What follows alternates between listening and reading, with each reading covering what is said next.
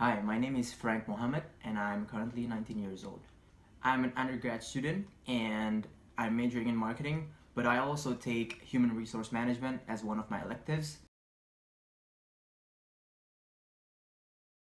So managing employees from different age groups is really important in the world of human resource.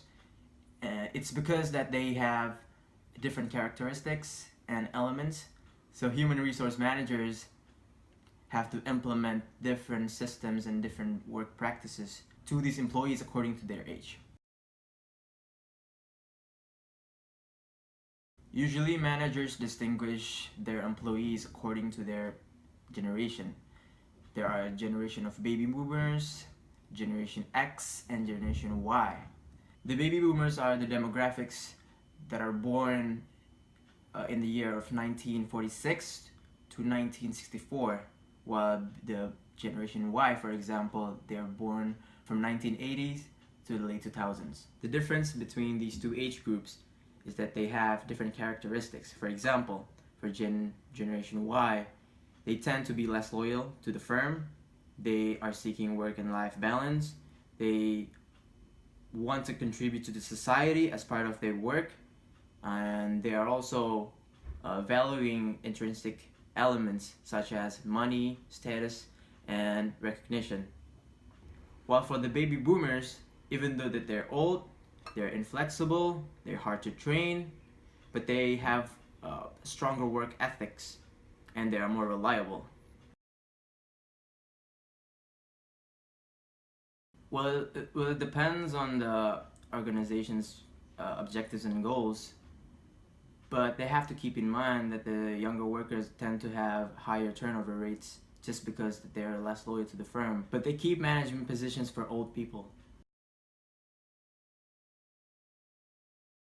Actually, I have when I applied for an internship in a firm. I was probably one of the youngest workers in the organization, so they didn't really recognize me and they don't really listen to my concerns and complaints. I was given a lot more work compared to the older workers. Well, first of all, we have to keep in mind that there are two types of discrimination. The first one is direct discrimination, and the second one is indirect discrimination. Direct discrimination is basically treating or making decisions based on people's backgrounds, while indirect discrimination is basically treating every employee the same way, regardless of their backgrounds. In most businesses, they don't really understand the concept of these two types of discrimination. So even though the businesses are protected from the law in the Anti-Discrimination Act and Fair Work Act, managers usually can't implement these laws. They cannot translate these laws into real action. So what I suggest for businesses is that managers have to make sure that the entire workforce in the organization have understood the concept of discrimination itself. They have to provide the employees with a brief but concise guidelines about this discrimination.